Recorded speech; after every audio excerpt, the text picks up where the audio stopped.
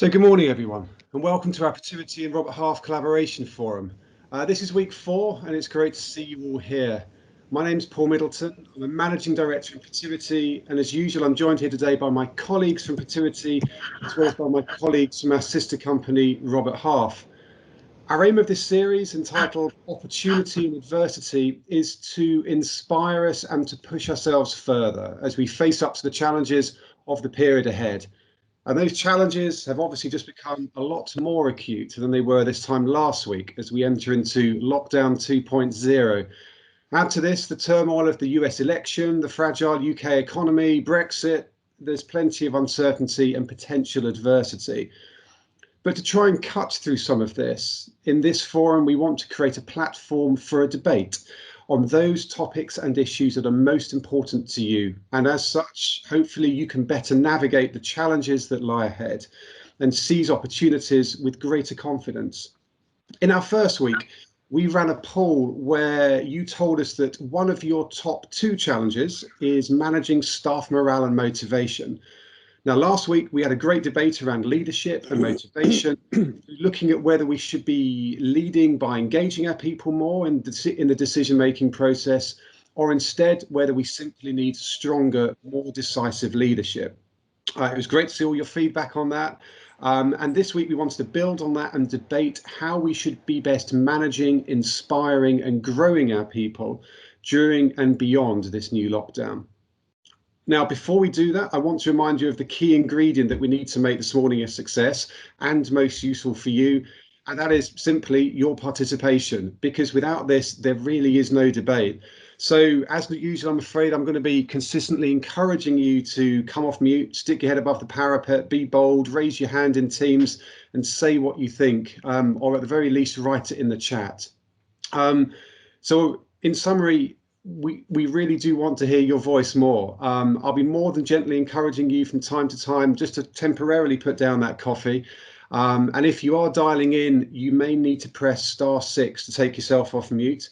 But as I say, otherwise, please put up your hand or write a question or just call out your question. So why are we framing today's forum as a debate? Well, we believe that now more than ever, the time is right for us and for you, our client, our partner, our friend, to plan and deliver change. Because without that, without change, without disruption, we run the risk of rapidly becoming irrelevant in the dynamic world we are in.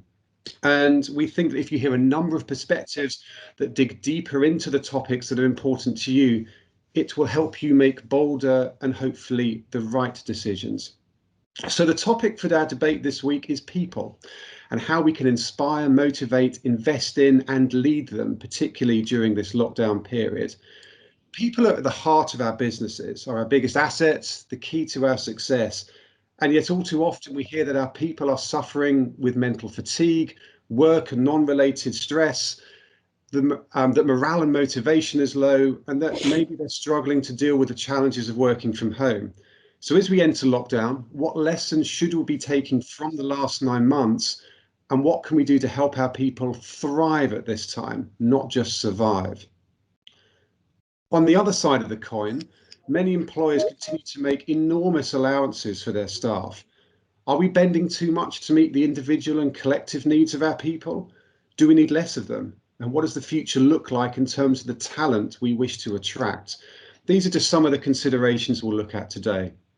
But before we do, my team and I really want to make sure that the future weeks of this forum are grounded in the issues that matter most to you. So I apologise in advance. I know it's only about 5 minutes past 8, and this is a little bit bold of me, but I'd like to invite you to take a short online survey for us where you tell us what those key challenges are that you're facing at the moment. In order to do that, and I promise you this is very, very easy, you will see that my team is sharing in the Teams chat a link. And that is a Menti link. Menti is a partner that we're working with who run online polls. If you click on that link, it will take you to a poll. As I say, I promise you this will take you less than 30 seconds. It's anonymous, it's secure, and all we'll do is present the consolidated feedback. But on that screen that my team is now showing, you'll see there's a drop-down list, and all we ask is that you pick your top 3 topics from that drop-down list of the challenges that are most important to you at the moment, most relevant to you. Just 3 topics. And actually, if your topic that is most important to you isn't on that list, then please just write it in the chat, and we'll pick it up from there and comment on it. And equally, if you have any challenges doing that, please also just flag in the chat as well, and my team will come on to it. So I'll give you a couple of minutes to do that. And while you're completing the poll, I'd like to introduce today's panelists, or as we've called them in previous weeks, our protagonists. So firstly, I'm delighted to introduce Daniel Casimir. Daniel is the Chief People and Procurement Officer at TalkTalk Group PLC, which he joined in February 2019. TalkTalk, as many of you know, provides television, phone, internet and mobile services to over 4 million businesses and consumers across the UK, with a turnover of over 1.6 billion. Daniel brings a wide range of sector experience in human resources and people development. This includes his work within oil companies, telecoms, recruitment and professional services in both listed and private equity-backed businesses. He's held senior roles at Shell, Manpower, FNZ, Exchanging and BDO, and we're delighted that he can join us today. Next, I'd like to introduce Xandro Boeri. Xandro is Head of Staff Development and Culture Assessments across Deutsche Bank's internal audit teams. With a background in internal audit, regulation and compliance, Xandro is a prominent speaker on subjects ranging from corporate governance to motivation in the workplace. He's led professional development on behalf of a wide range of companies, including Risk Audit, the Institute of Internal Auditors, and a number of banks. And again, we're delighted that Xandro can join us today. So just before we let Xandro and Daniel loose, I'd just like to see if my team can just show the results from the poll we just run. And as you'll see from that, well, it's good to see managing, and you'll see it's changing as we're speaking, as more and more people complete the poll. But top of that list is managing staff morale and motivation. That's actually a change. That was number 2 a while ago. Embedding meaningful change was at the top of the list the last time we ran this. So that's good to see. It's good to see that today's talk is most relevant to that. So I'll let our speakers reflect on that in a moment. You'll see towards the bottom of that as well. I mean, I guess it's good to see that managing redundancy is not a concern to people towards the bottom, although it is just growing there. And things like supply chain resilience, customer satisfaction are not top of your lists at the minute. But actually, as we enter into lockdown, managing staff morale is top. So with just reflecting on that, then I'll let our panelists make their opening statements. Daniel, would you be so kind just to, before we launch into some of the questions, just to let us know your opening thoughts, please? It's kind of weird sitting here on the 5th of November, a bit of sort of deja vu. It feels like I'm back in sort of March again. I'm sitting in an office which is sort of largely sort of empty of people. And it's a little bit of like, oh my God, here we go again. So yeah, and it is here we go again. The roads were much quieter this morning. And I think what's different now is that people, you know, now they've got fatigue from lockdown, and they're tired, and they're worn out, and it's winter and it's dark, and we're going to have to work much harder to keep people switched on, engaged and productive as we go through sort of this chapter, however long it's going to last for. Absolutely. Thank you, Daniel. Xandro? Yeah, thank you very much. I was reflecting, I was having a business lunch last week in a restaurant in London, so totally legally compliant. And this was with a former head of HR that I'd audited many years ago. And we were reflecting on how the world has changed. I remember holding this guy to account and describing him as the leader of the trade union movement rather than the representative of my employer and his employer. And my views on the world of work and how we deal with Lockdown 2.0 have probably changed in a fundamental way. I've been in the workplace for 40 years, in the era where we were typing copy file, MS-DOS, and I still marvel at how the internet has actually transformed our world. But there is a big but. my values are very much formed by my father. My father was a hardworking gentleman who got out of bed at 7 o'clock in the morning, came home at 7 o'clock in the evening and made shoes. And he had a very simple role to make the perfect shoe every day. Now we live in a world where I think we are bombarded with bits and bytes and digital data to the point where we can't concentrate, we can't think straight. Throw the pandemic, and I never thought I'd see what we're seeing today on top of this. And I think that mental health probably represents an existential threat for some of us, many of us. And that's the environment in the light of which I think we are managing. So I've gone from being someone who believes that if you signed a contract of employment as an employee, just stick to your side of the bargain, to someone that believes in compassion and believes in, should we say, the warm, fuzzy elements of managing the human condition in today's lockdown 2.0. Looking forward to the debate. Thank you, Xander. Thank you very much. So let's just focus in on that then. So Daniel, as you said, it's the roads are quieter, but you're in the office. How should we best be gauging the mojo of our people at this time, do you think? As we discovered last time, so I think that what this new world has done is it's forced us to behave very differently, and it's forced us to expect our leaders and our managers to behave very differently. So I think that, whilst you could previously sort of wander around the office and get a sense there's a buzz, what's going on, people excited, not excited. Now I think we've had to sort of sit back and put an awful lot more expectation on our people leaders. So what we've done and continue to do is absolutely sort of ramped up the communication. So there's an expectation that our people leaders have huddles with their teams, not once a week, but every day as we go through this. Then anything that sort of is looking a little bit tricky, a little bit off, we can actually sort of pick through and sort of see what's going on.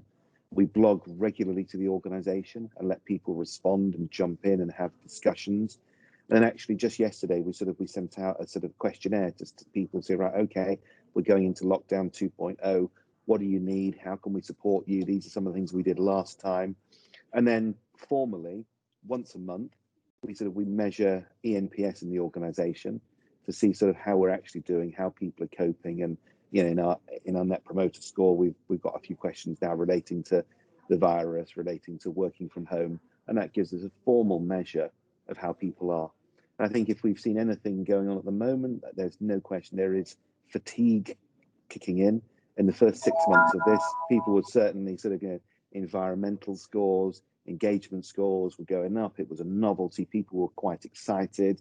Now, we've got to sort of do a little bit more fanfare to keep them sort of, hooked in and sort of and excited. And I'll go into some of that later on.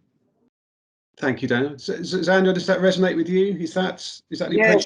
Yes, it does. And I hope Daniel will forgive me if I say my heart sinks when he describes more communication, because I can certainly relate to it in my own organization. I am inundated with digital emails asking me how I am. I'm inundated with baking videos telling me that my team is all right. In fact, I'm just feeling inundated with digital attack. And it's all well-meaning. It's all textbook stuff. But for me, the key challenge is really trying to empathize with our employees. And the only way I believe we can empathize in this world at the moment is talking to our employees, is really thinking about this technology and how we can connect with our employees. So, for example, I was spending a large amount of time last week trying to position my camera in relation to my eyes, in relation to what I'm seeing on the screen, because what I'm trying to do is try and replicate that one-to-one conversation that I used to be able to have in the office that I can no longer have. So I'm not convinced that talking to people via emails and surveys is necessarily going to allow us to really understand what's going on. I do think we're going to have to work a lot harder in terms of one-to-one or small team communication, and really think about the technology and how we use it. I think if I can jump in there, I mean, what Sure. we've done very much is to say to people, look, you know, Teams is not your only mechanism of talking to people. You've got the good old telephone that you can pick up and have chats to people. We've now got people to start to actually have walking meetings, so they can actually go out and get some fresh air and actually talk to people. So absolutely, that sort of that one-on-one chatting, talking, this, that, and the other is incredibly important, and we've certainly sort of upped the dial in terms of that happening. I completely agree. Daniel, just building on that, are there key lessons that you have taken from the last lockdown, even the last 9 months, that now you're using to put in place or to build on in order to inspire and manage your teams to be as effective as possible during this period when you're saying fatigue is setting in? Yeah, I mean, it's interesting. Inspiring. Let's come to inspiring in a second. What was really interesting in the last lockdown, and actually what's been interesting in this lockdown, is that this is, for many people, it's a crisis situation. It's difficult. They're worried about, partners' income, kids at school, uncertainty, and it's interesting. So while in another world, people wanted to hear lots of sort of inspirational rah-rah, what people actually benefit from is certainty, clarity of instruction, clarity of sort of what's expected. And even as we've communicated to people how we're going to behave as an organization in sort of in this new lockdown, come to the office, it's open. If you need to come to the office, then come to the office, blah, blah, blah. Really wanting to have that degree of granularity. And it's interesting, if you look at the sort of the reaction or rejection to sort of the way the government has been behaving, a lot of that is driven by the fact that it's been quite vague, it's been quite inconsistent at a time when people want absolute clarity of consistency. So then if you then turn that to sort of, to inspiring people, managing people, yeah, we've had a whole series of fun stuff that's happened, ranging from getting Mr. Motivator to run sessions to having the big hairy bikers running lunchtime cooking sessions. That's all been fine. That's been great. People love that stuff.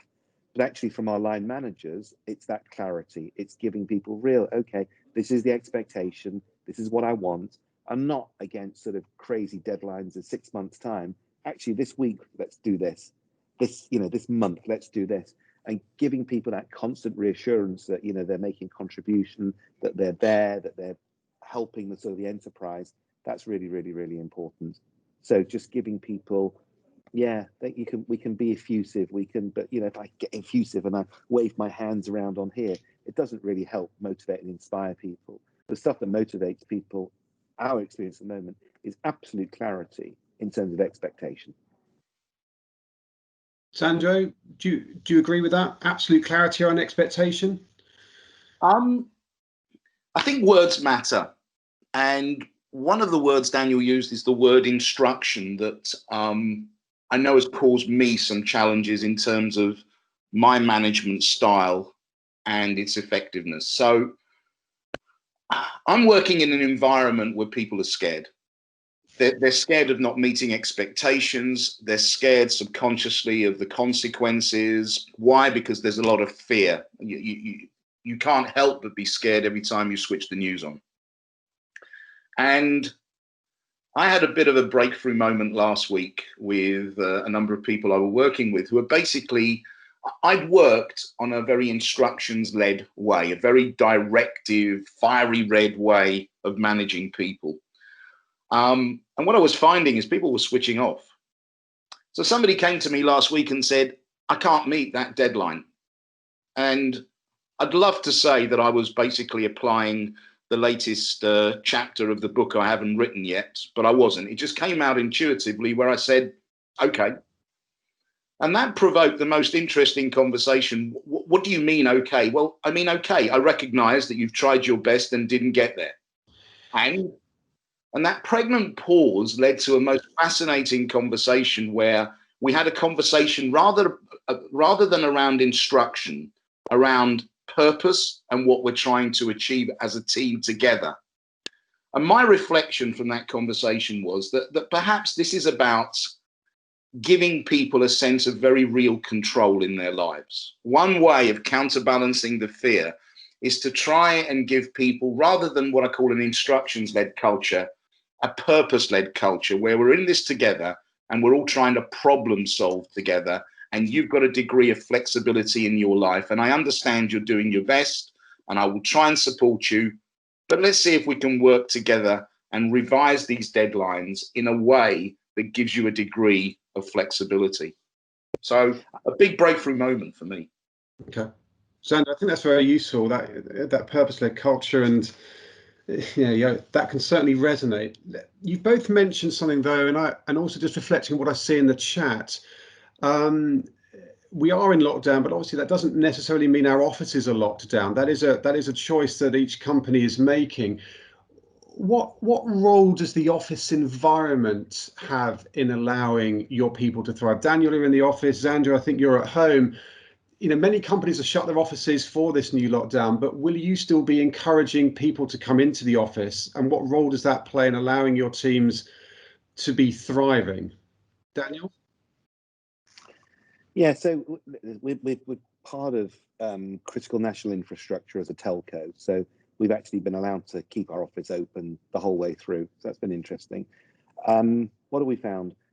Right at the beginning of back in March, the office was a place where 30 or so people that absolutely had to be in the office to do their jobs, was a place where they came and in this, that, and the other. And then progressively, we've seen people come to the office for probably three or four reasons. The first one is that some people have it's been a refuge. It's been a place where it's just been a bit much being at home because the kids, or for some of our younger people, they've been living in a bedsit or trying to do their work in the spare bedroom in the parents' house, and that's just not worked. So they've come to the office because they can be productive. There's no question that other people have come here because it's been a refuge from perhaps tough domestic situations. It's been a place where people can come in terms of a release and and support them in terms of protecting and developing their own mental health. And then a couple other circumstances, people have continued to come to the office. They've actually found that one-to-ones with their line managers, their bosses, have actually been quite helpful. But probably more than anything else, we've spent quite a lot of money setting up socially distanced collaborative spaces. And the bit that we've struggled to make happen on Teams is anything that requires creativity to really take you to the next generation of thinking. That's been quite difficult to replicate on Teams, certainly compared to the ease with which you achieve that when you've got people working, coming together. So the working and coming together to help an organization thrive, to think about the next generation, where we're going, that's the bit that people have jumped on. That's the bit that unfortunately we've had to pause now while we're into these next few weeks of lockdown, because we've now gone very much for we're keeping the office open. If you want to come and work here, it's open. But we're not going to say come and have one-to-ones with your bosses. We're not going to say come and have collaborative time, because there's government guidelines that say you should only come to the office if you need to, etc. So we've had to dial that down a little bit. I hope it's not going to be long until we get to dial that back up again, because I think that does get in the way of having the absence of that human contact. I think does get in the way of letting an organisation thrive. Thank you, Daniel. Xander, do you agree with that? Do you have the same approach? We've got a very similar approach, but I must admit I'm a little bit confused about the our actual experience. Let me explain what I mean. So in the UK, Deutsche Bank's approach has been that we have certain jobs that fit into a regulated caption. What does that mean? Our financial services regulators are insistent that certain people are in an office environment, because then we can apply control processes that ensure that what is going on is appropriate. And I'm principally talking about traded markets activity. We then created a category of people where we felt we wanted to provide an office environment because either people were struggling working from home and needed the support of the office environment, whether it's from a technology perspective, a space perspective, or whatever. And I must admit, as soon as that facility was opened up, I was straight into the office. And I think my wife is eternally thankful for that. So personally speaking, I'm feeling a little bit, what's the word, down that I'm back in my lockdown environment. What shocked me was, given that the demographics of the people we employ in the UK is a pretty wide and varied set of age ranges, is I felt lonely in the office. We had very, very small numbers of people coming back into the office. And to be frank, don't know why that's occurring. I would have thought there would have been a lot more take up. As a hypothesis, there's probably one of two things going on. Either people are really, really happy working from home and see no reason at all to come back into the office, or the fear of the pandemic, the fear of commuting is causing a problem. If you contrast what we did in the UK with what we did in Germany, it's quite an interesting contrast. I mean, about 4 weeks ago, the situation was looking a lot brighter in Germany. So in Germany, we took the decision to require our employees to come back into the office. And let's just say there was a bit of disquiet. The disquiet there was very much being caused by the fear of the pandemic. So going back to the drawing board at the moment into the way I felt the role the office would play in the future in our, what I hope will be our new hybrid world of work. Thank you, Sandro. It's interesting to see. I mean, there's quite a few comments coming in through the chat. People reflecting on it's more fear than anything else. Nice comment from Soren, and thank you for that, Soren. That I think you're reflecting on what's really needed at this time is genuine human connection, and so you're looking at ways of making that time more authentic and genuine. And this has actually led to less polished connections, more texture, and more openness in those communications, which is great. I do see a hand up. I'm sorry, I can't see who's got their hand up, but someone has got their hand up. So just opening the floor to you, Scott. Yeah, hi, Paul, and everybody. Thanks for the discussion. I think it's a fascinating and very appropriate one. So this is probably more of a comment than a question, and I think people closer to Sandro's age do remember the world before kind of the digital explosion, and then you're continually drawn into the point of questioning the value of a lot of it, even though there's a lot of hype around it. And without that point of view, I think it's easy to get lost a bit. But I get hit almost daily with people trying to sell business advice and how to make you better, and asking if you're okay, from a personal perspective. And I guess my background will seep through a bit. I always say, I said, look, if you're struggling with the situation, I really, really recommend that you reach out and adopt a soldier. And if you look at the quality of life, there's still troops deployed in Afghanistan and Iraq, British soldiers, and the quality they're living in is abysmal. They do 6-month deployments in about 110-degree weather with miserable food, living with 6 people to a shelter. And they're doing that voluntarily. And so I question anyone challenging your personal situation to look at it and take some accountability, from a self perspective. And if you're really struggling with it, I mean, exercise is certainly kind of the best way to do things. It's all about the accountability piece. When I worked for General Electric, and those old enough to remember the .com boom from 2000 to 2003, in 2002 you couldn't hire someone. People were getting hired without even an interview, just based on their CV. It was that sort of market. And I had a choice to take the district and go virtual. And this is before, the whole days of working on your own. And my counterpart, the sales head, said, Scott, I really advise that you don't do that. If you take the district virtual, you're going to lose the daily accountability, the face-to-face, and all the ingredients that we need to stay cohesive as a team. And so I surveyed. I had the technical people, the desktop technician. I said, guys, what do you want to do? And you wouldn't be surprised to find out that the answer was, well, I'd really like to go digital and work from home. I think that's fantastic. So we did. And I can tell you, over the 6-month period, and I'm someone who has a lot of personal discipline, over the 6-month period, you degrade. And all the books written on the topic will tell you need to get up in the morning, lock yourself in the office, have a daily plan, get dressed, shave, and make each day count. But over half a year, we just disintegrated kind of as a team. We lost the cohesiveness. We lost the personal pieces. Now, the .com collapse ended the whole thing, and GE sold off a lot of those pieces. So so that kind of ended it. And I think once this whole pandemic is over, we're going to be back in the office. The vast majority, that's a fact. We're going to be back to business. From the pure perspective is that human nature will not allow us to stay as productive as we commonly are, and we're going to be. And I think that's just kind of the harsh realities. I guess the lesson is personal resilience, no self-pity, and just make things happen. So I like that. Yeah, no, my that's diatribe over. No, Scott, thank you for that. Really appreciate the comment. Soren, you've got your hand up as well. Yes, I do. And first off, I just very quickly to Scott, thank you for the comments. That was some interesting perspective. One thing I do want to say is I work for a very large facilities management company. What we're looking at in the new normal is that we're expecting people to do come back, but we are expecting fewer square meters of office in the future per company.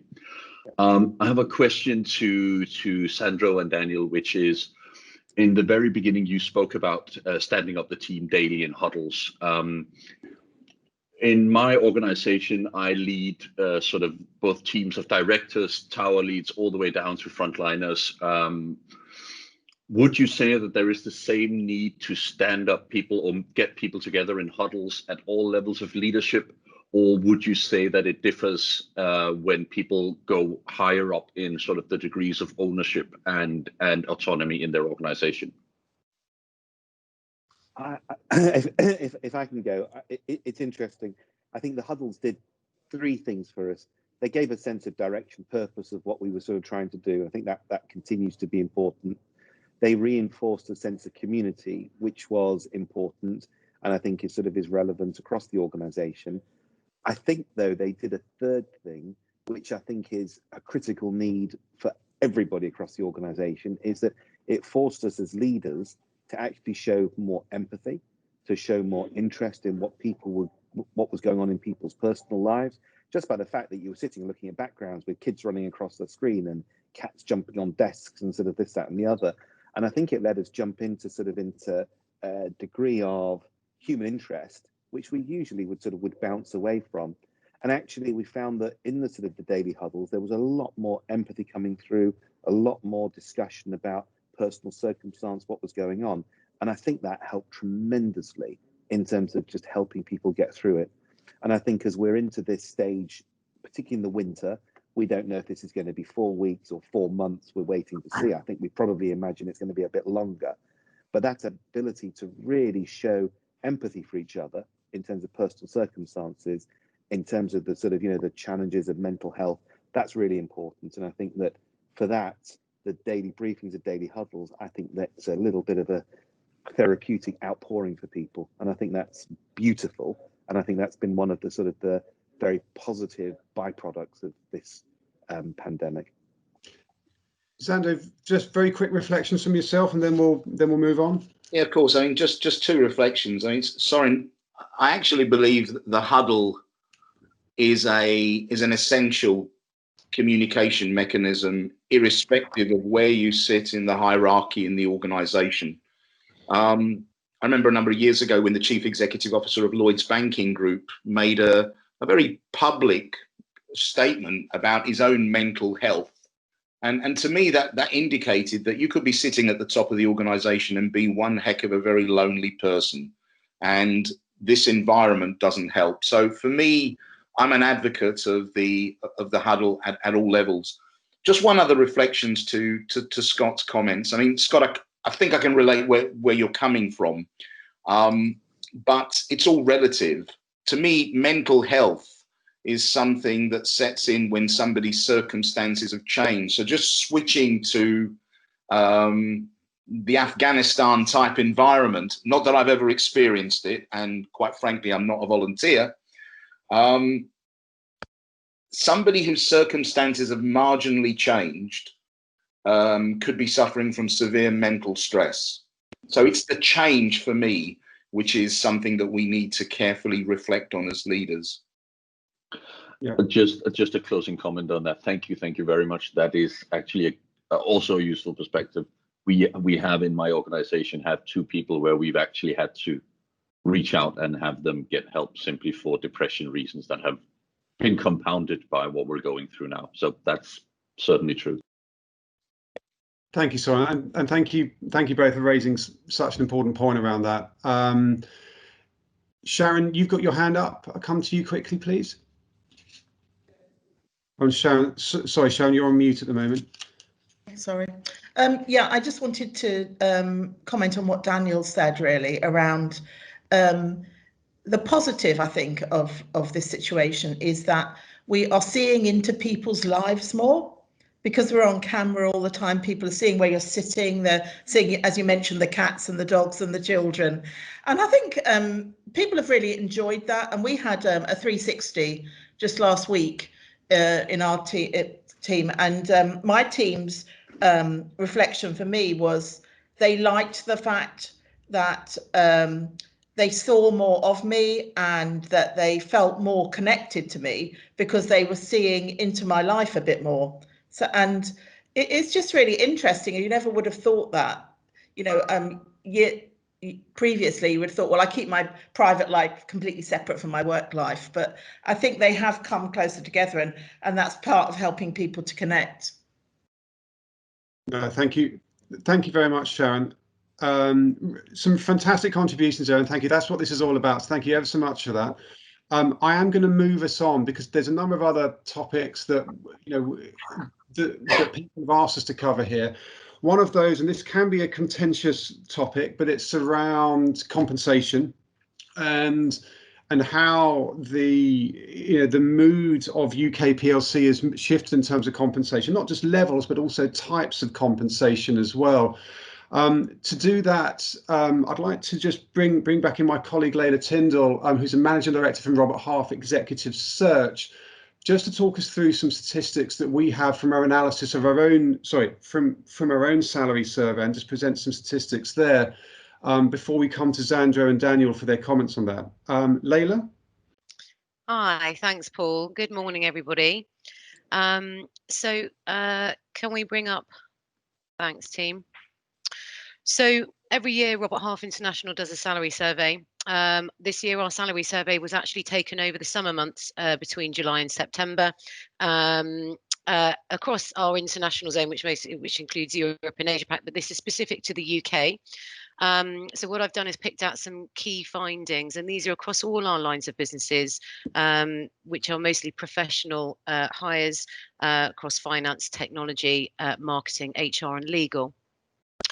So there's a lot of stuff that resonates in here. I've kept some of the statistics from the salary survey the same, but let me just go through some of the highlights here.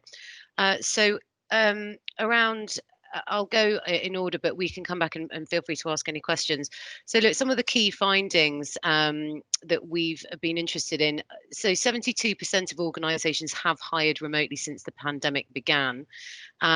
At the time that we took this survey, over half of employers were predicting that salaries for 2021 for existing and new roles would 59% said they would stay the same, 25% said they would increase, and 16% said they would decrease.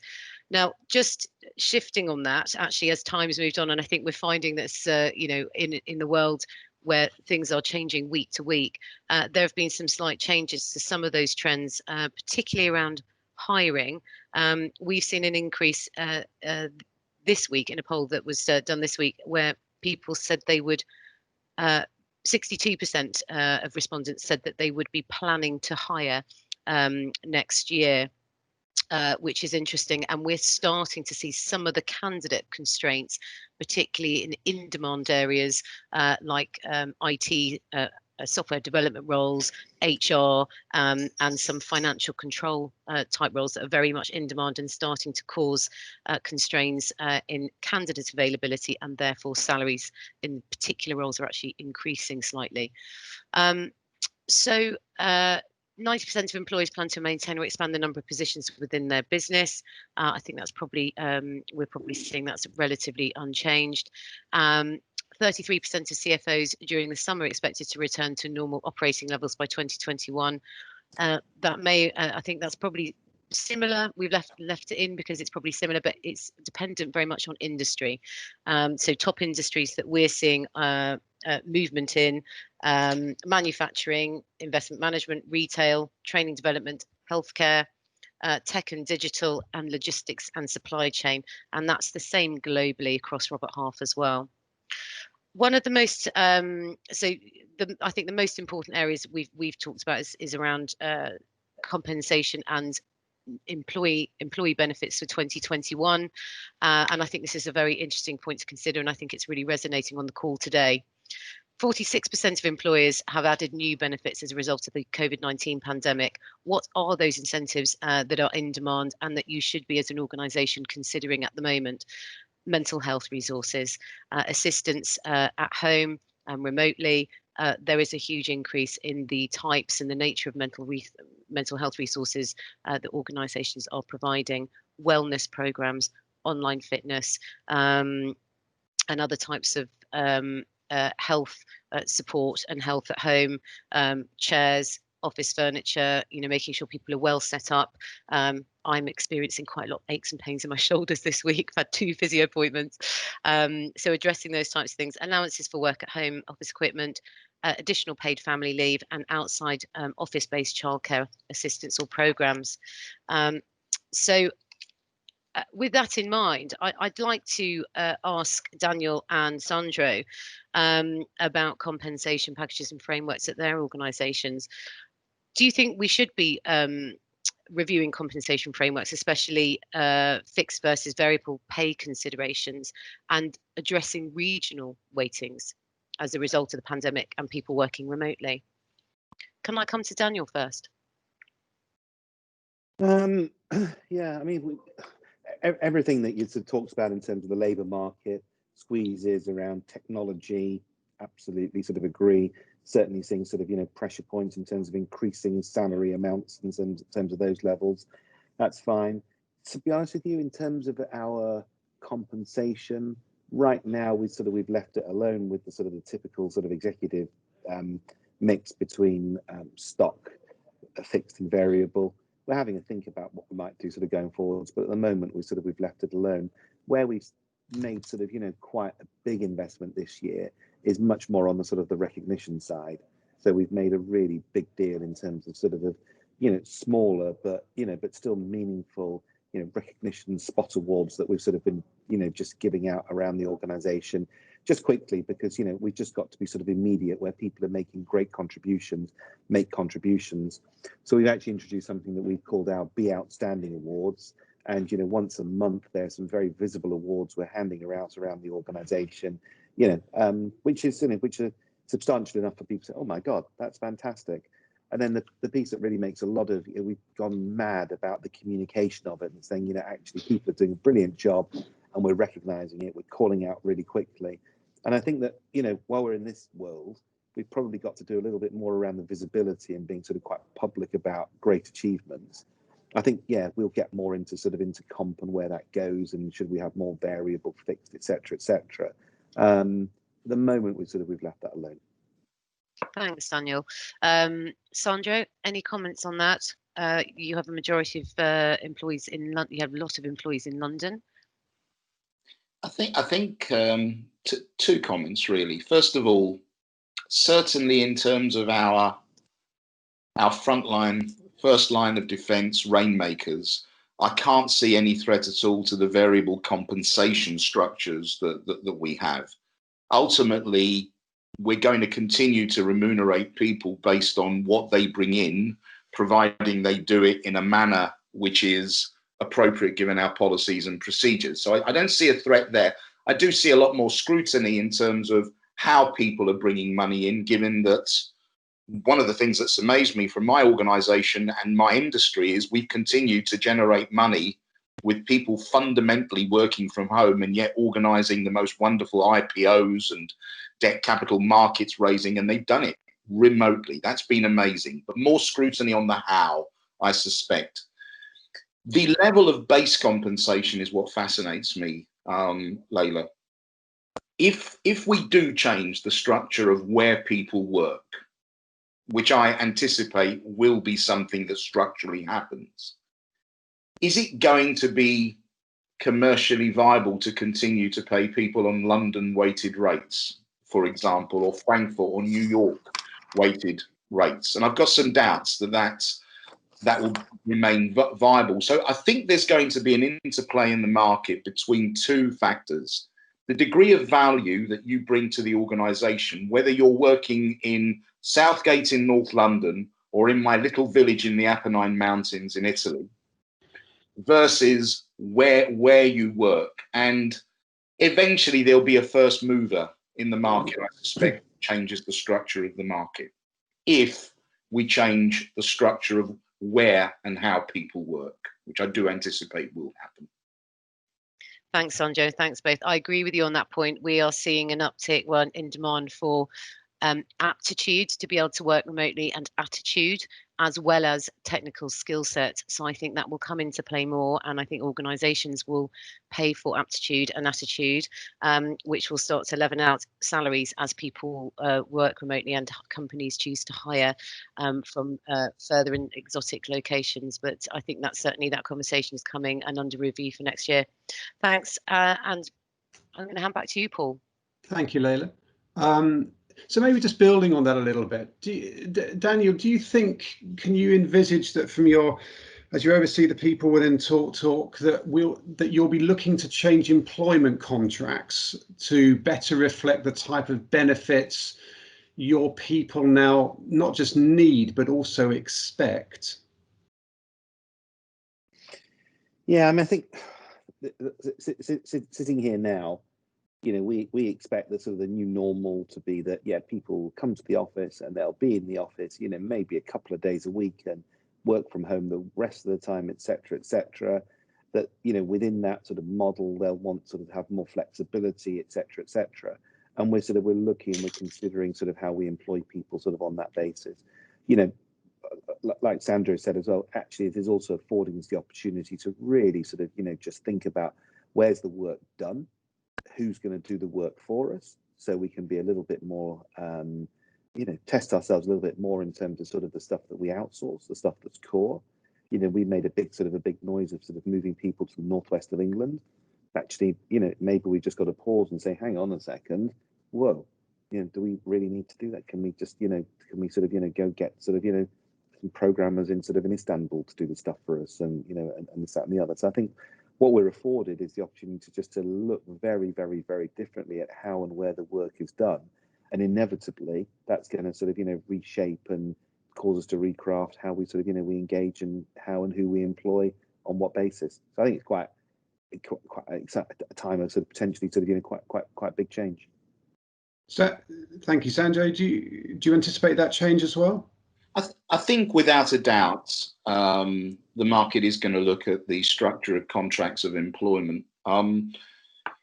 If remote working becomes the norm, then presumably we're going to give people flexibility to work whenever they want, around the clock.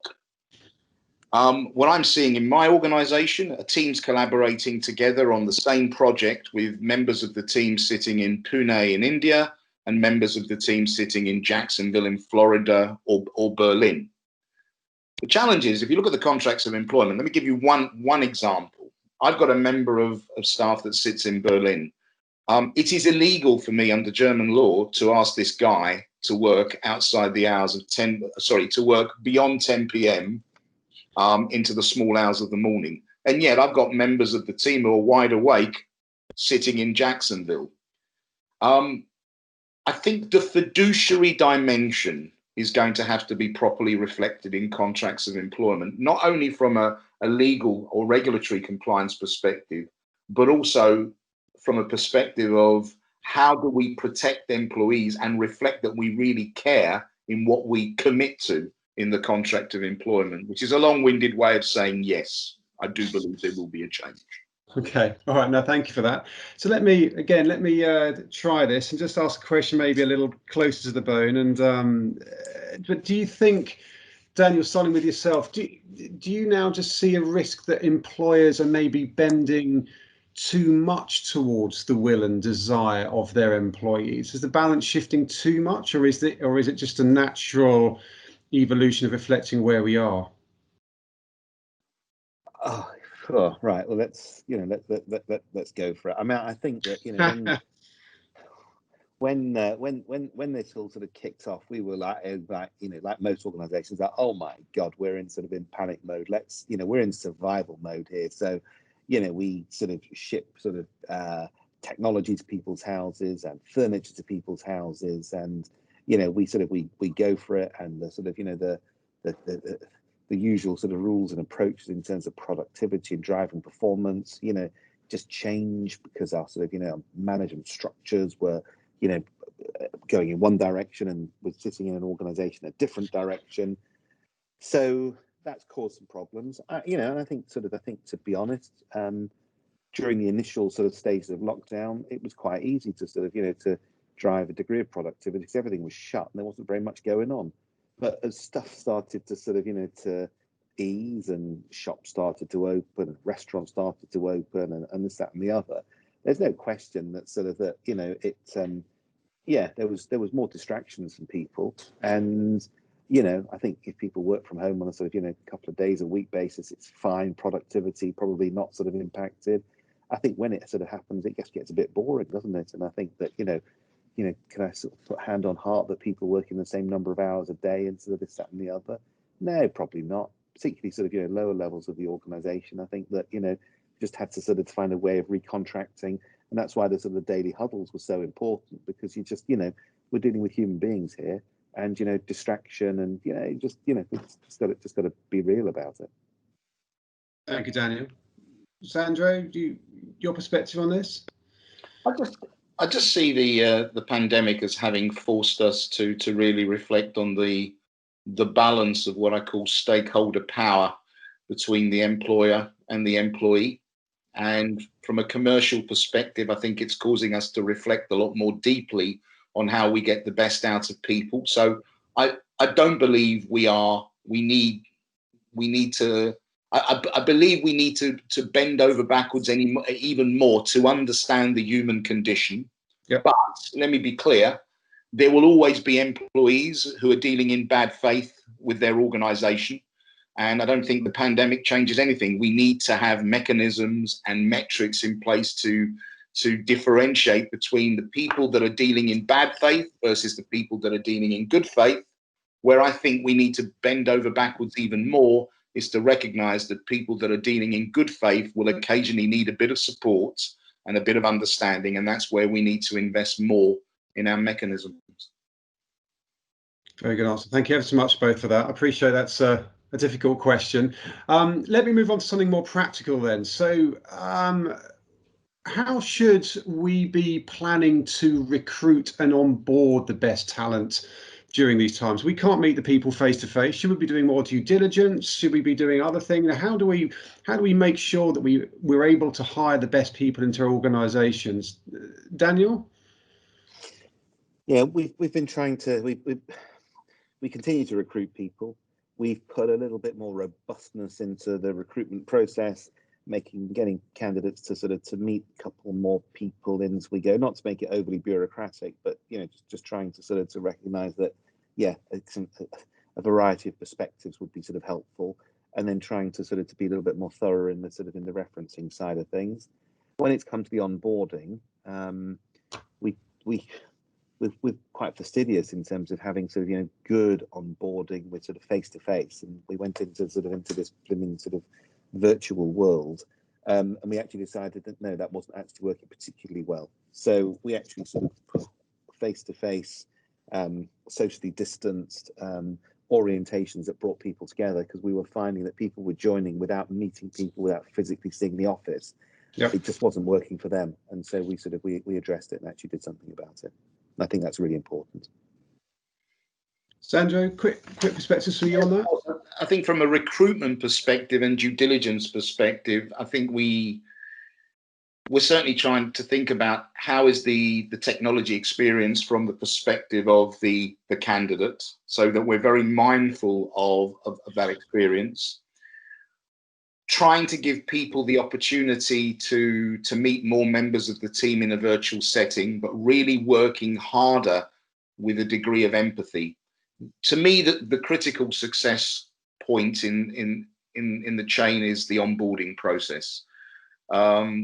Working much harder to create an engaging experience, even if it's online only, to meet colleagues, to share, working harder on presentations from other team members to give a particular perspective, introducing some fun stuff, but going that extra mile to create an engaging induction experience for me is absolutely critical.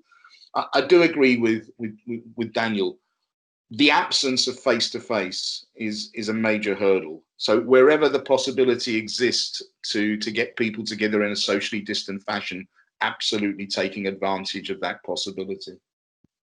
And just a quick question from Rebecca, I just see coming on the chat. I mean, just a simple yes or no, I guess. Are you using more psychometric testing, Daniel and Sandra, or stay the same, less? I think we're doing the same amount, but we're probably relying on it a little bit more. Okay. Sandra? I think we are using, rather than using psychometric testing, we're using psychometric tools to actually get people engaged and work out how best to communicate with people. So we're not using psychometric testing as a tool to decide who do we recruit, who don't we recruit, but we're certainly using psychometric techniques in terms of helping people engage with each other. So we use insights discovery, which for me is a beautiful color-coded creation, which is really helping us in that context. Okay, very good. Layla, I know you wanted to come in quickly on this. Yeah, I just wanted to say from a Robert Half point of view, everything that Daniel and Sandro said is absolutely right. Obviously, we're talking about this all the time. Build in extra layers to your recruitment process without it becoming bureaucratic and onerous. Make it engaging.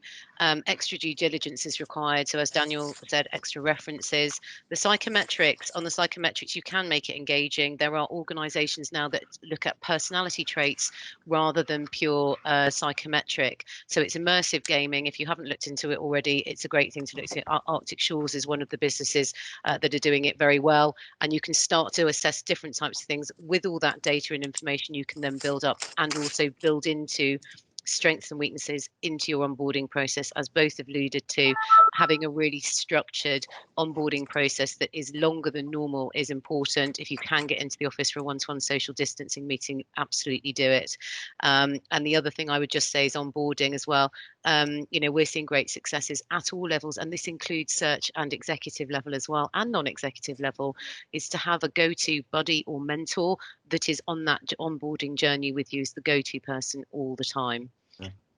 Okay. So we're almost out of time. I did just want to touch a kind of crystal ball moment and just ask Daniel and Sandro. So, when you look at 2021, or this, or even this lockdown and beyond, what, Daniel, do you think initially are the most important people-related investments that everyone on this call should be considering and prioritizing at this time to allow people to thrive? Just a quick few top three from you, then I'll come to Sandro. I think that the approach of leadership, we've entered a new world and it's going to be operating more remotely. It's going to be different. And I think equipping our people leaders to be able to to lead better in that very different world is, a very, very, very worthwhile investment. Thank you. Sandro? I think it's making our leaders and our staff more aware of the factors that lead to high performance in business: sleep, nutrition, biomechanics. I wish I could practice what I preach at times. But actually getting people more comfortable in talking about this on a day-to-day basis, not from a preaching perspective, but from an awareness perspective. That's really interesting. Look, thank you both ever so much for that. We're at time. We're at the top of the hour. I'd like to really thank you both for such candid thoughts over the course of the last hour. Really, really grateful for that. There's been some great feedback from everyone on this call as well, so thank you so much for that. I'd like to thank everyone for attending, and also my team at Protiviti and Robert Half. Our challenge to everyone here is to really just put what you've heard today into action, but also get in contact with us if you want to discuss further. Very happy to do that. And also you'll find Daniel and Sandro on LinkedIn, and we can continue the conversation there. Next week, we have some more great panelists, some more great topics. We have statistician and economist John Ashcroft returning to give us his thoughts, as well as pub and brewery boss J.W. Lees. William Lees-Jones from J.W. Lees. And to really focus on some of the challenges seen by the hospitality industry. So until next week, thank you all ever so much. On behalf of my Fertility and Robert Half team, we'd like to extend our best wishes to everyone. Stay safe, be kind, and we look forward to seeing you next week. Thank you ever so much, everyone. See you soon.